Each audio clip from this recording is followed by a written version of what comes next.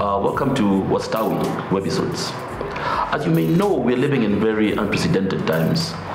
The novel COVID-19 virus has hit not only the world, but even Kenya in very, very drastic ways. We have companies shutting down. We have employees who've taken pay cuts. We have people who've been laid off. Some students cannot go to school, and the family cannot even longer meet for social gatherings. So these are things that we never predicted, and it's affecting business in quite a serious way. My name is James Mumbo, and I'll be your host in the Wastawi webisodes. Just to kick off, if you're joining us for the first time, Stawi is a solution that is designed for entrepreneurs, businessmen and businesswomen. It's designed to enable businesses to actually advance more so that they can do some development. We do this by providing you with a digital bank solution that allows you to actually make your payments, receive collections from the different business operations that you run. So it's a solution that is strictly designed for the entrepreneurs in Kenya. Our guest today is a business lady who's been in business for a very long time, and being one of the people who has been hit by the coronavirus, we just want to see how she's been doing, how she's been trying to keep her feet on the ground, how she's keeping her business afloat, her experience with Stawi, and where it began. So without further ado, allow me to introduce our Stawi for the week. Karibu sana. Thank you. Tuanze na majina. My name is Wafula. Yes. And I'm a teacher by profession, and I'm the director of Donholm School. Donholm School. Yes. So I believe ulianza Donholm School kwa sababu ulikuwa mwalimu. Yes, I was a teacher. Okay. Nataka utuambie ulianza Donholm School. I've always been passionate about working with young children. Yes. And when I came to live in Donholm, I saw there was a gap that needed to be filled. Okay. There were so many small children around, together with mine, that needed to go to school. Yes. But there was no school nearby. And having worked in one of the most leading schools in Kenya for many, many years, yes. I had gathered enough experience to start off a school. And this is how yeah. So shule ilianza tu kama shule. Ulikuja ukaanzisha shule, or did you make some progress till you got there? We want to hear about this progress. Ndio watu wengine pia waelewe ulianzia wapi. I didn't have a school the way this one is. Yes. So I started in my living room. In your living room? Yes. Sitting room? Yes, I had to move the seats. Yes. And I just organized a class. And we started off. Wow. Yeah. How many people? I started with 2 children. And then when the people now in the estate came to know that there is a school, now they started bringing in their children. Okay. So we started on a nursery school. Okay. Yeah. And how did you grow to get to where you are now?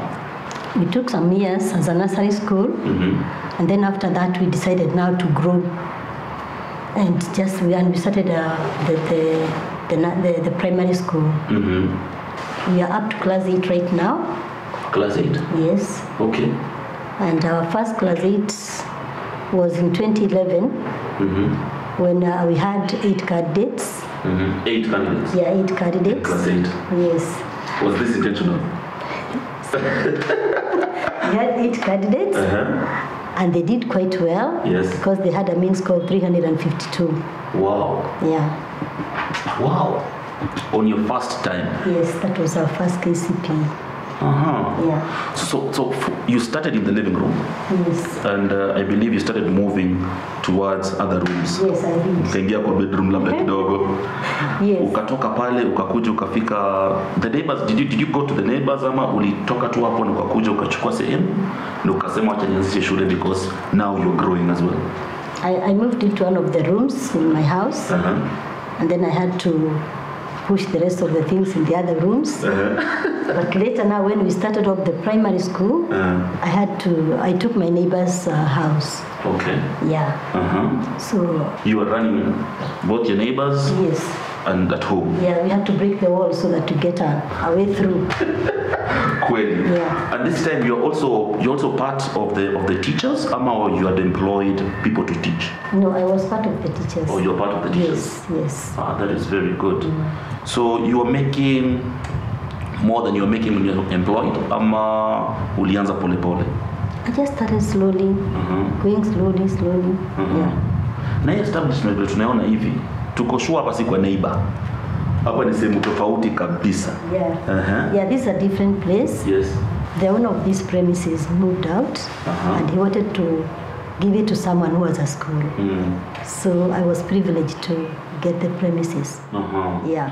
Okay. Were there any hurdles that you faced financially now that you're not employed? Sorry? Kulikuwa na shida ulipitia? Oh, that time? Kuhusu pesa ukikuja sana. Yeah, I had to borrow some money somewhere because I didn't have enough money to put the structures that are there outside. Okay. Yeah, so we had to look for some money from the bank. Yeah.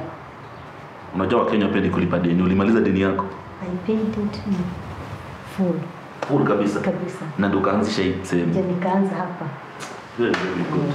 Na haikuwa shida during those times to get this well, it was not easy. It was not. It was still very, very hard to go just to a bank and get a loan. I had to fill in so many things and maybe like to give many things. I don't know. It wasn't easy. But you've managed. I managed, yeah. Okay.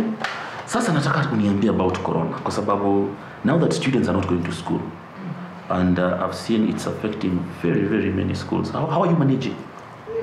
Well, it is not still very easy. And like now we only have the class 4s and class 8. Yes. But we are trying. The little that they are bringing, we are able to pay the teachers and feed the children. Yeah, and that is it. Okay. In our last conversation, you said that unafahamu Stawi. Yes. Tuambie, how did you came to know about Stawi?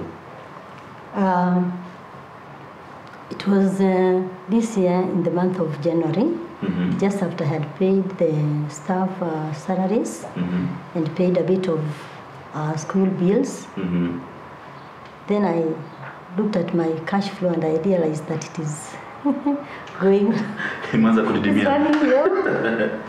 Then I just sat in the office and I said, now what do I do? Because I still have some other bills to pay. Yes. And at the same time now, I was having my phone. I was just going through the YouTube, just enjoying myself. Then I came across a video clip. And I saw that His Excellency, the President Uhuru Kenyatta, he was launching the Stawi SME app. And I got very interested. So immediately after that, I called my secretary. I told her to install for me Stawi app. So she did it very quickly. And we went through the requirements, and I met all the requirements. Yes. They wanted the school registration, the city council license, yes, and of course the registration of business. So I had everything ready. So immediately we did it. I applied for the loan. So you scanned these documents mkawatuma tu? Yes, immediately. Okay. My secretary was very fast because he also knew we needed the money. So immediately I applied for the loan. Yes. And to my surprise, I was given 18,000 Kenya shillings. I was so happy because now I knew I had enough money to settle down my bills. Yes. At the end of that month, yes, I managed to clear that loan. Yes.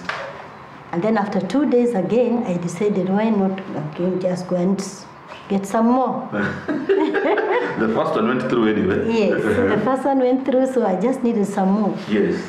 So I went again, went to the Stawi app, and I applied for another loan. Then I was given, to my surprise again, I was given 34,000 Kenya shillings. I was so happy, and I just felt now this is the right app that I should be using every other time. Yes. So that was now in March. So around 15th of March, the schools closed down because of COVID-19.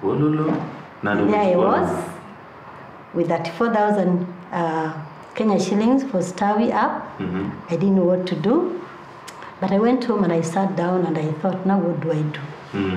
I decided to send an email to Stawi, requesting them to extend my loan up to June, when we have been told that we might open the schools. So the Stawi, they agreed to do that, and I was so happy with Stawi, because I could not even imagine the way they replied so fast. So come end of June, the schools were not reopened. I remember. So we were given up to around September. So again, I went and and sent another email. I requested again if they would extend my loan up to end of September. Yes. And to my surprise, the reply that I got was very, very, very, very encouraging. That you don't even have to worry to pay the whole amount at once. You can also pay it in installments. So from the end of September, you're going to restructure it. Yeah, exactly. Yeah, so that you may pay it in installment. Yeah, installment. And I was so happy. In fact, when we opened, we did not also open again in September. But thank God, because of that installment, I was able to pay my first installment. Okay. So, yeah. So far, so good. So during this time that you're facing these challenges, ukaingia Stawi na nini, before walimu wako walikubali kukaa na wewe, wakasema watakula ngumu na wewe hadi mwisho? Yeah, kwa kweli walikubali. Yeah, we have no problem. Even when the class 4s and class 8s came back, when I called them, they had no problem. Okay. Yeah, they were there for me. They knew that we had been getting on well, and I had never disappointed them. Okay. So they had no problem. Yeah. That's very good. So given your experience so far, is our offering what you want to go with going forward? Ama do you think there's something else that unaona tunafaa kurekebisha? As for me, I think I'm ready to to go on with you people. Stawi. Yeah. Okay. Any people you've referred to Stawi, kwa chama, kwa rafiki? Yes. I introduced one lady, a friend of mine. Yes. And she also took her loan. Yes. And she told me she was so happy because she had nothing even in her house to feed the family. Yeah. I know. Corona imechapa watu visirious sana. You know, one of the things yenye tunakuja kugundua ni sasa zile watu wezi kutana. You can't share ideas. Kama mwezi share ideas, unaweza kapata you know something but you don't know it. Kama mbeleni, ukienda Safrata sahi ukiangalia different businesses that are out there. Ama ukiangalia watu wanataka kuanza biashara, wote wanaogopa juu ya corona. Watu wanaenda wanaomba marafiki zao hela, hawalipi. So deni imekuwa kitu watu walipi. Unapata mtu anaenda kwa banka na deni lakini hana chochote. Hako registered, hakuna mtu anamfahamu, and they don't pay loans. Kwa watu kama hao, unaweza kawaambia nini from your experience with the money that ukapata na ukasema hii inaweza kanipelekesha mpaka hapa? Because you are not greedy. Au kwa ukasema nataka hii yote afu kimbie. Ulianza polepole tu. Watu kama unaweza waambia nini? Ningewaambia ni vyema kulipa deni wakati unapoomba unakuwa na shida.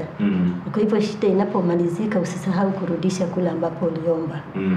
Na hiyo ndio ilifanya kwamba nikaweza kuandika hiyo email. Niwaeleze ya kwamba pesa zenyu bado najua niko nazo, lakini nitatimiza ahadi. Lazima nitamalizia. Any plans you have for the school? Wakifungua shule sasa kwa kila mtu? Saa hizi. Najua nitarudi kule Stawi. Bado tunahitaji some assistance. Yeah. Tunahitaji pesa. We don't have enough.